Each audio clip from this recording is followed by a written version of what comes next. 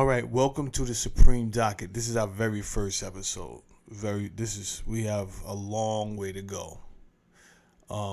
This is true crime. This is true crime. This really happened. This whole story is surrounding the notorious Supreme Team. And yeah, you may have heard of some of the Supreme Team members, but I'm telling you right now, these court cases involve so much mind-blowing stories. It's about to get wild, so please buckle up. I struggled with where to start because I have court minutes, I have motions, I have motions for a warrant arrest. For a warrant, search warrant. What else we have? We have all type of pretrial information, wiretaps. There's a lot of things that's gonna come out. So I didn't want to be all over the place. So I said, all right, relax. I think I want to start with the search warrant. Let's start with the search warrant first, and then we could double back to some of the evidence that led up to the indictment. So,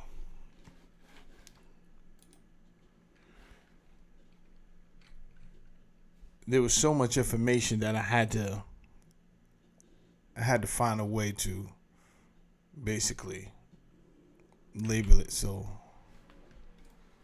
I knew where everything was. Give me 1 second here. All right, cool. Let's just start right here. Search warrant, Criminal Court of the City of New York. Part AR1, County of Queens, in the name of the people of the state of New York, to any police officer of the city of New York.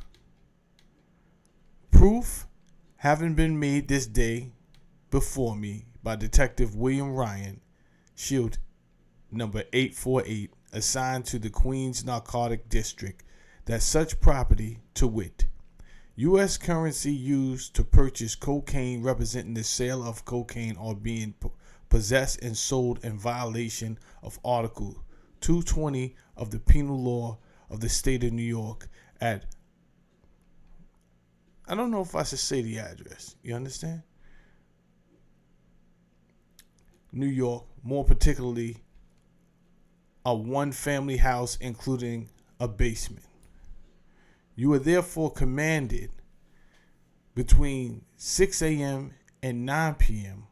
without first announcing your purpose or authority to make an immediate search of the address, more particularly a one-family house including a basement for such U.S. currency, and if you find such property or any for such U.S.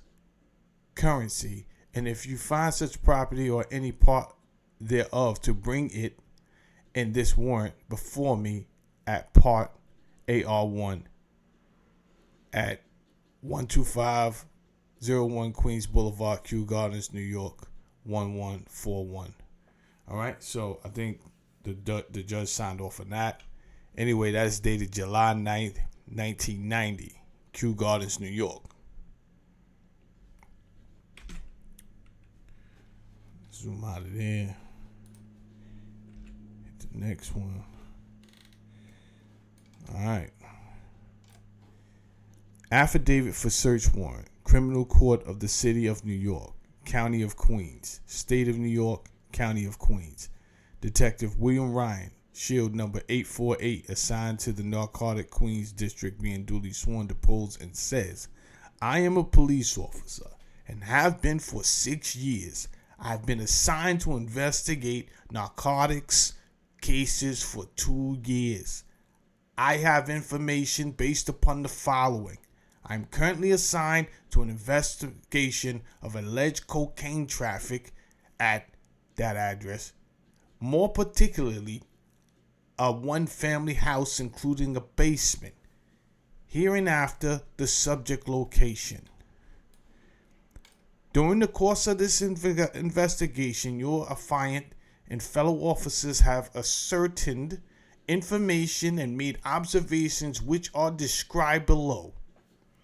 On July 5th, 1990, I debriefed Trent William Morris, aka Sirius, who was employed by the drug organization known as the Supreme Team as a top aide to Gerald Prince Miller.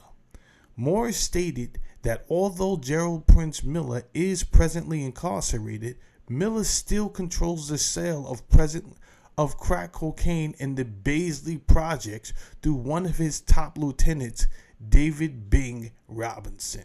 While employed by the Supreme Team, Morris worked for and directly under Gerald Miller, and it was Morris' job to act as a lookout for the police, chauffeur Miller from location to location to purchase cocaine and distribute money, and purchase kilo amounts of cocaine for Miller.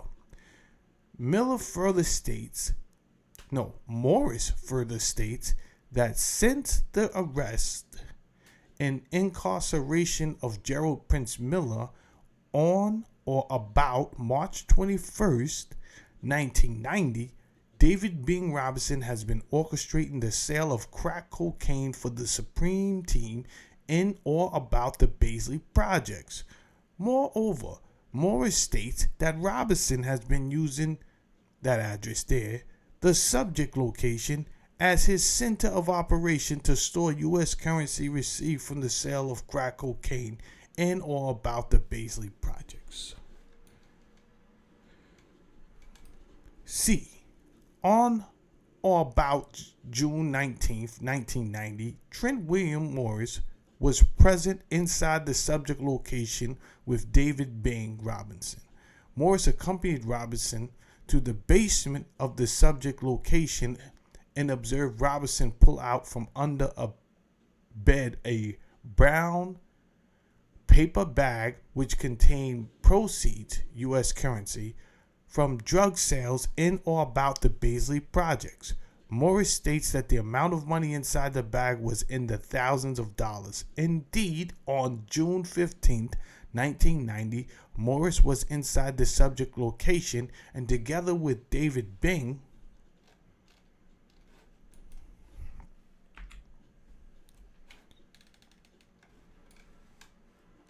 Robinson, and Leroy Green, $20,000 was taken out of a brown paper bag, counted, and then given to Leroy Green to purchase cocaine.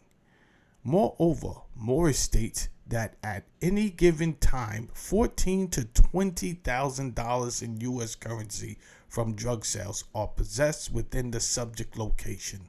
Morris also states that in addition to buying more cocaine with the money stored inside the subject location, Robinson keeps a portion of the money for Gerald Prince Miller bail fund.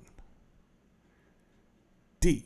In addition, Morris states that he has been inside the subject location on numerous occasions and has observed various amounts of U.S. currency from crack cocaine sales on each occasion. Moreover, Morris states that he has on several occasions collected U.S. currency from crack cocaine sales and about the Baisley projects, has delivered same to David Bing Robinson at the subject location. Your affiant states that on June 8, 1990, at about 3 p.m., a surveillance was conducted in front of the subject location, and your affiant observed David Bing Robinson conversing with Shannon Jimenez, NYSID 5537421, and Waverly Coleman, NSID number 5985947. After observing your affiant, Robinson and the other individuals went inside the subject location.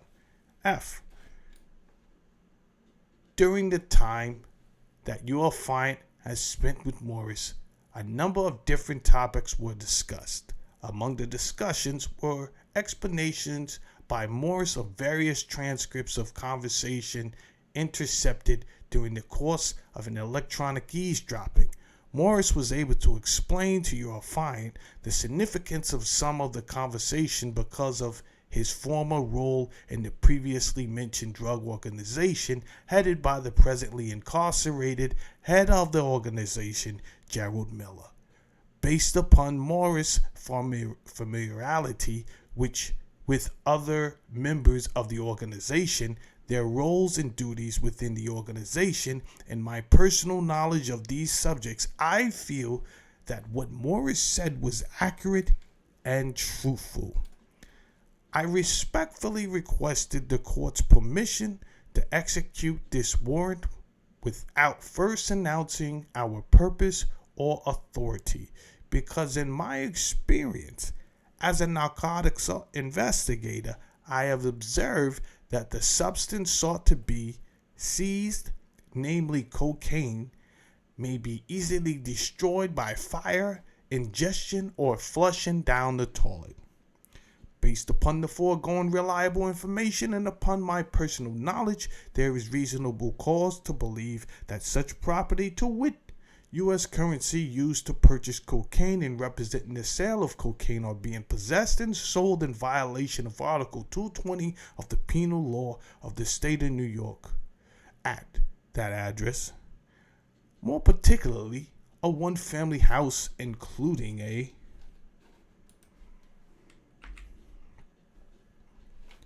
basement. Wherefore, I respectfully request that the court issue a warrant in order of seizure in the form annexed, authorizing the search of that address. More particularly, a one-family house including a basement for U.S. currency as above described, and directing that if such property or evidence or any part thereof be found, that it be seized and brought before this court, together with any such other and further relief that the court may deem proper. No previous application in this matter has been made in this or any other court, or to any other judge, justice, or magistrate, police officer, rank, shield, command. He signs. The judge signs.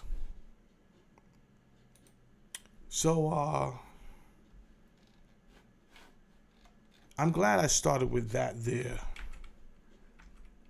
document, because it gives us a base, an introduction to Trent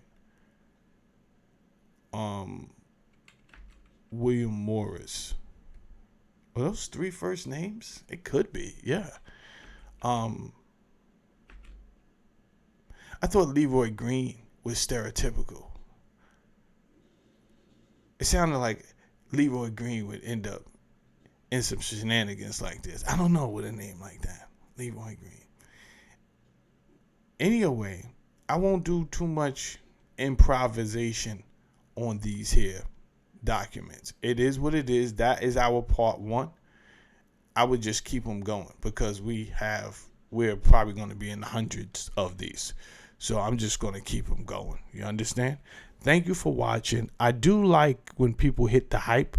So hit the hype for your boy. Definitely hit the like. Do subscribe and do share the video. That be all, y'all. See you on the next video. Peace out.